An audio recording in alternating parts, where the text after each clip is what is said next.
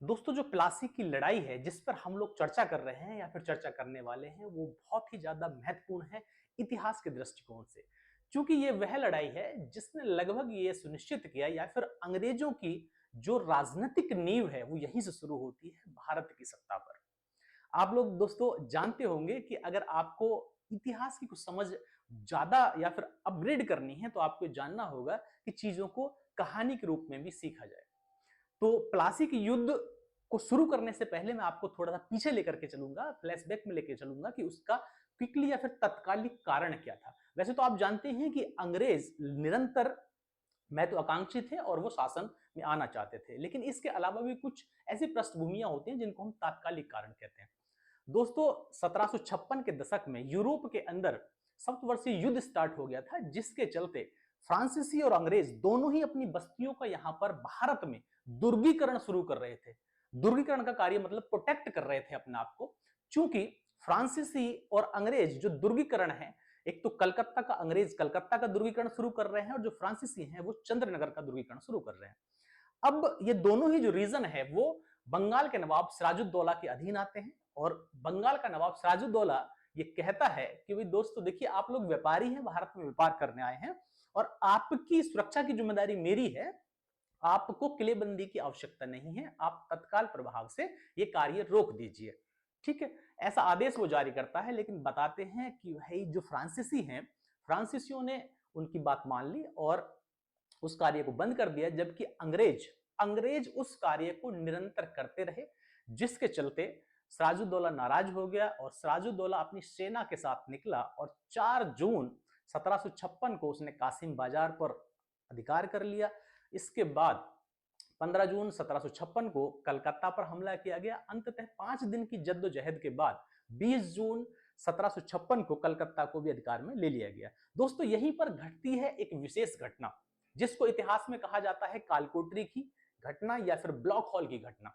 बताते हैं कि नवाब सिराजुद्दौला ने अंग्रेजों से नाराज होकर के एक छोटी कोठरी में, एक छोटी जगह में लगभग 140 अंग्रेजी सैनिकों को बंद कर दिया था। और जब उनको अगले दिन खोला गया तो उनमें से महज 23 सैनिक ही जीवित थे। और उनमें से ही एक जीवित सैनिक द्वारा यह बताया गया कि हमारे साथ ये घटना हुई है, हॉलविल उसका नाम है। ठीक है, इसके बाद बात करते हैं दोस्तों। वैसे कुछ इतिहासकार ये भी कहते हैं कि एक मिथ है, ये एक ऐसी घटना नहीं है।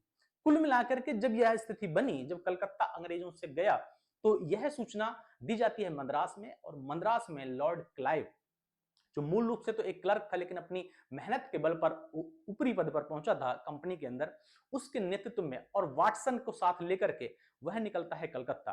तो कुल मिलाकर के अंग्रेजों की तरफ से लॉर्ड क्लाइव और वाटसन के नेतृत्व में एक सेना निकलती है जो कलकत्ता पहुंचती है। और कलकत्ता में आने के बाद जो नवाब का एक प्रशासक है मानिकचंद, मानिकचंद को घूस देकर के कलकत्ता अपने कब्जे में कर लेते हैं।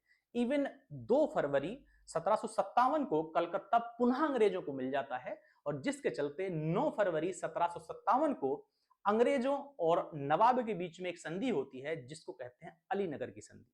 वैसे तो दोस्तों अलीनगर नवाब के द्वारा दिया गया ही कलकत्ता को एक दूसरा नाम है, कभी कभी इसको कलकत्ता की संधि भी कह सकते हैं क्योंकि अलीनगर उसी का उपनाम है। ठीक है, इस संधि में तय होता है कि भाई अंग्रेज अपना दुर्गीकरण कर सकते हैं, दुर्गीकरण के अलावा वह सिक्के भी ढाल सकते हैं। ठीक, लेकिन कहानी में बदलाव तब आता है दोस्तों जब क्लाइव और वॉटसन की नेतृत्व वाली सेना जो चंद्रनगर है, फ्रांसीसियों के अधीन है, मार्च 1757 में उस पर हमला कर देते हैं और चंद्रनगर को अपने अधीन कर लेते हैं। यह बात नवाब को बहुत खराब लगी क्योंकि नवाब कहीं ना कहीं अंग्रेजों से बेहतर फ्रांसीसियों को मानते थे और फ्रांसीसियों से उनका लगाव था। ठीक है दोस्तों, इसी के चलते जो अंदरूनी कलह है वो शुरू हो गई और यहां से लॉर्ड क्लाइव एक पृष्ठभूमि तैयार करता है कि अब किसी भी तरीके से जो बंगाल का नवाब है सिराजुद्दौला, उसको हटाना है। क्योंकि अभी लॉर्ड क्लाइव के पास बहुत ज्यादा शक्ति सैन्य नहीं है, तो वो दूसरा सहारा लेता है जिसको हम कहते हैं घूसखोरी या फिर धोखा। और धोखे में सबसे मुख्य कौन होते हैं दोस्तों? सबसे मुख्य होते हैं जो सिराजुद्दौला का मुख्य सेनापति है मीर जाफर। मीर जाफर, राय दुर्लभ आदि मिलकर के उसके खिलाफ षड्यंत्र कर देते हैं या फिर उनको वह अपने पक्ष में मिला लेता है और तय होता है कि हम लोग प्लासी के मैदान में मिलेंगे और प्लासी के मैदान में एक धोखे की शुरुआत होगी। दोस्तों अंततः वो समय आ ही जाता है जब 23 जून 1757 को दो सेनाएं प्लासी, आप जानते होंगे जो नादिया बंगाल में पड़ता है, नादिया जनपद बंगाल में जगह है प्लासी। प्लासी को प्लासी क्यों कहा गया? वास्तव में वहां पलास के पौधे थे और पलास नाम को थोड़ा कन्वर्ट करके अंग्रेजों ने प्लासी लिखा गया। वास्तव में ये कहते हैं कि वहां पलास के पौधे थे उस मैदान के अंदर जहां पर ये युद्ध लड़ा गया था। वैसे तो ये युद्ध नाम का ही था क्योंकि सब चीजें पहले से ही प्री प्लान थी। दोस्तों युद्ध के दृष्टिकोण से देखें तो नवाब की तरफ से नवाब की तरफ से एक बड़ी सेना 50,000 की सुसज्जित सेना थी, जबकि क्लाइव की तरफ से केवल 4200 के आसपास में सैनिक थे, जिनमें से 2100 सैनिक भारतीय थे, बाकी ब्रिटिश सैनिक थे। और यहां ये कुछ चंद घंटे लड़ाई चली दोस्तों, और जो नवाब का मुख्य सेनापति है मीर जाफर, उसने अपने साथियों के साथ धोखा दे दिया और अंततः यह लड़ाई मीर जाफर की वजह से नवाब सिराजुद्दौला हार गया। नवाब सिराजुद्दौला हारने के बाद मुर्शिदाबाद की तरफ गया और मुर्शिदाबाद में मीर जाफर के बेटे ने मिलकर के उसकी हत्या करवा दी। अंततः वो समय आ गया या फिर स्थिति बन गई जब अंग्रेज भारत के शासन के बड़े करीब आ गए। तो मैं आपसे आशा करता हूं कि आप प्लासी के पूरे युद्ध की पृष्ठभूमि थोड़ा सा समझे होंगे। अब सोचिए कि इस युद्ध से अंग्रेजों को क्या मिला। दोस्तों अंग्रेजों को मिला 24 परगनाओं की दीवानी। इसके अलावा जो लॉर्ड क्लाइव है, लॉर्ड क्लाइव को व्यक्तिगत रूप से 2,34,000 रुपए का नजराना, जबकि जो सेना है ब्रिटिश उसको 50 लाख रुपए का नजराना नगद रूप में दिया गया। और जो नवाब है, जो बंगाल का नवाब है, अब सिराजुद्दौला की जगह मीर जाफर को बना दिया गया।